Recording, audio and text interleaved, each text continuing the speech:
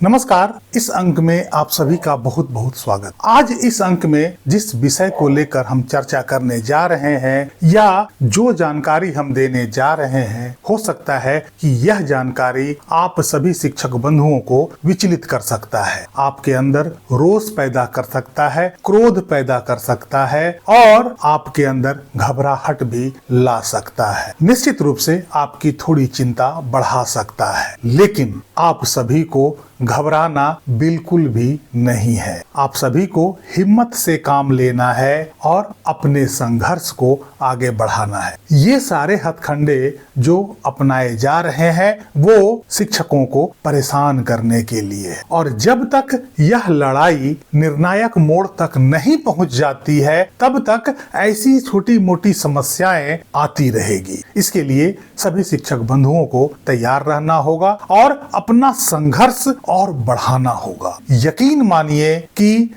यदि इस देश की न्याय व्यवस्था निष्पक्ष और दुरुस्त है तो एक ना एक दिन आपको न्याय अवश्य मिलेगा। मैं ये बातें जो अपने हर वीडियो में बताता हूँ वो न तो आप लोगों को खुश करने के लिए बताता हूँ, न ही आप लोगों से लगाव है इसलिए मैं ऐसी बातें या आप लोगों के समर्थन में बातें करता हूं, बल्कि यह बातें मैं इतना यकीन के साथ इसलिए करता हूं कि मुझे कानून पर पूरा भरोसा है और कानून की जानकारी, उसकी बारीकी, उसका समझ मुझ में है, क्योंकि मैं इसी पेशा से जुड़ा हुआ हूं। और उस आधार पर मैं यह कह सकता हूं कि 1 सितंबर 2025 का सुप्रीम कोर्ट का जो टेट को लेकर निर्णय दिया गया है वो सरासर गलत है, वो 100% गलत निर्णय है। चाहे वो निर्णय किसी भी कारण से दिया गया हो, निर्णय गलत है। यह निर्णय पूरी तरह से स्क्रिप्टेड और एक पक्षीय लगता है, इसलिए इस निर्णय को आज न कल जाना ही होगा, क्योंकि हमारे देश की न्याय व्यवस्था की जड़ अभी भी मजबूत जरूर है। हमारे देश की न्याय व्यवस्था में वो ताकत है जो किसी के साथ अन्याय होने नहीं देता है। महाराष्ट्र के एक लोकल न्यूज़पेपर में एक खबर छपी जो देश के सभी सेवारत शिक्षकों का होश उड़ाने वाला था। उस खबर के अनुसार महाराष्ट्र के नासिक जिले के 15 तहसीलों में शिक्षा विभाग ने बड़ी कार्रवाई करते हुए शिक्षक पात्रता परीक्षा नहीं पास करने वाले 220 शिक्षकों की सेवाएं तत्काल रूप से समाप्त कर दी है। और यह भी आदेश जारी किया गया कि सभी निष्कासित शिक्षकों को या बर्खास्त किए गए शिक्षकों को स्कूल के मास्टर रजिस्टर पर भी हस्ताक्षर करने की अनुमति ना दी जाए। इस कार्रवाई के बाद वहां के शिक्षकों में काफी रोष है और इस तुगलकी आदेश के खिलाफ वो हाई कोर्ट में याचिका दायर करने का मन बना रहे हैं। पता नहीं आखिर सरकार क्यों इतना जल्दी एक्शन मोड में है, आखिर सरकार चाहती क्या है। सुप्रीम कोर्ट में इस संबंध में अभी रिव्यू पिटीशन पेंडिंग है, उस पर निर्णय आना अभी बाकी है। इसके अलावा भी सुप्रीम कोर्ट ने 1 सितंबर 2025 के निर्णय में सभी शिक्षकों को टेट पास करने के लिए 2 साल का वक्त दिया है, जिसमें से अभी लगभग 1.5 साल का वक्त बचा हुआ है। ऐसे में राज्य सरकारों द्वारा शिक्षकों के ऊपर ऐसी कार्रवाई करना बहुत ही निंदनीय है। सरकार के इस कार्य की जितनी भर्त्सना की जाए, जितना आलोचना किया जाए वो कम है। सरकार द्वारा शिक्षकों को इस तरह से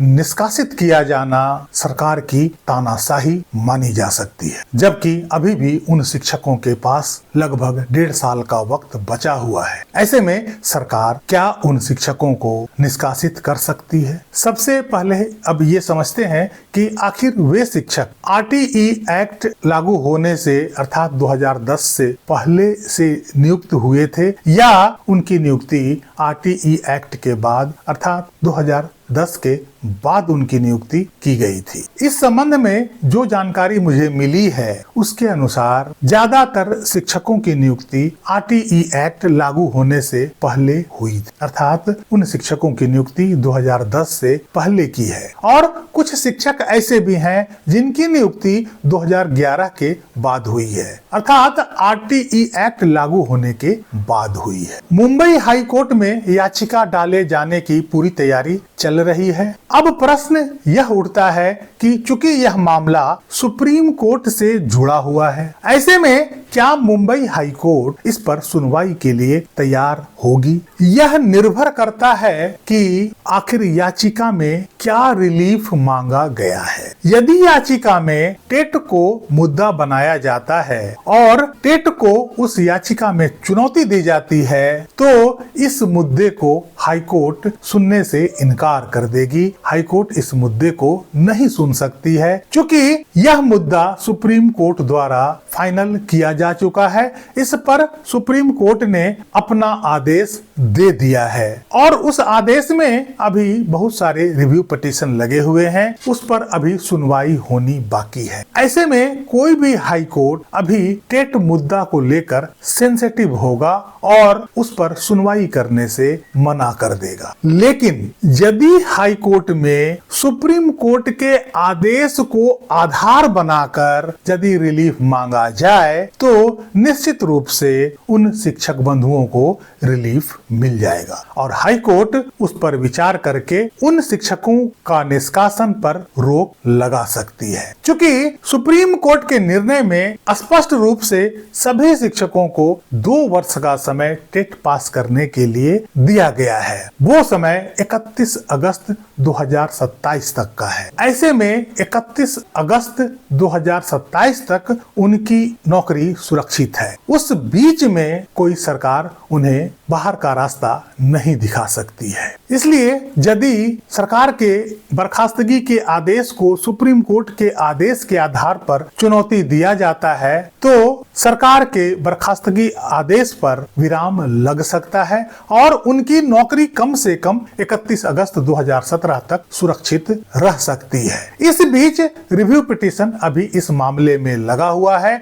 और सुप्रीम कोर्ट का जो भी निर्णय रिव्यू पिटीशन पर आएगा वो पूरे देश में लागू होगा। इसलिए उन सभी शिक्षक बंधुओं द्वारा हाई कोर्ट से सिर्फ इतना रिलीफ मांगा जाए कि 31 अगस्त 2017 तक का जो समय सुप्रीम कोर्ट ने 1 सितंबर 2025 के निर्णय में दिया है उसके आधार पर उस दिन तक सरकार के बर्खास्तगी पर रोक लगा दी जाए और जो अंतिम निर्णय सुप्रीम कोर्ट द्वारा रिव्यू पिटीशन में दिया जाएगा हम उसे मानने के लिए तैयार हैं। ऐसे में हाई कोर्ट उन सभी शिक्षकों को अवश्य राहत दे सकती है। अब प्रश्न यह उठता है कि जिन शिक्षकों की नियुक्ति आरटीई एक्ट लागू होने के बाद हुई है और वे शिक्षक यदि अभी तक टेट पास नहीं किए हैं तो यह बड़ी चिंता की बात है, क्योंकि रिव्यू पिटीशन में जो भी निर्णय आएगा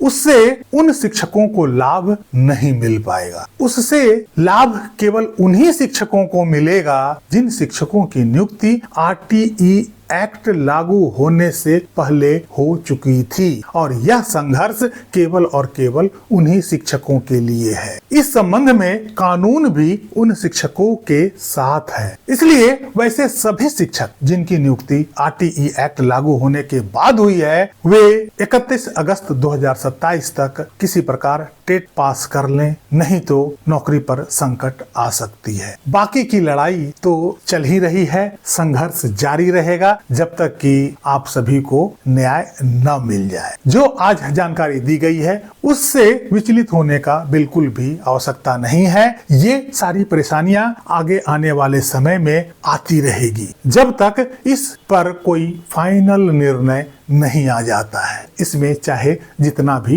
वक्त लगे। इस अंक में यहीं तक। कैसी लगी जानकारी कमेंट करके जरूर बताइएगा। वीडियो को लाइक कीजिएगा, चैनल को सब्सक्राइब कीजिएगा। मिलते हैं अगले अंक में, तब तक के लिए जय हिंद, वंदे मातरम।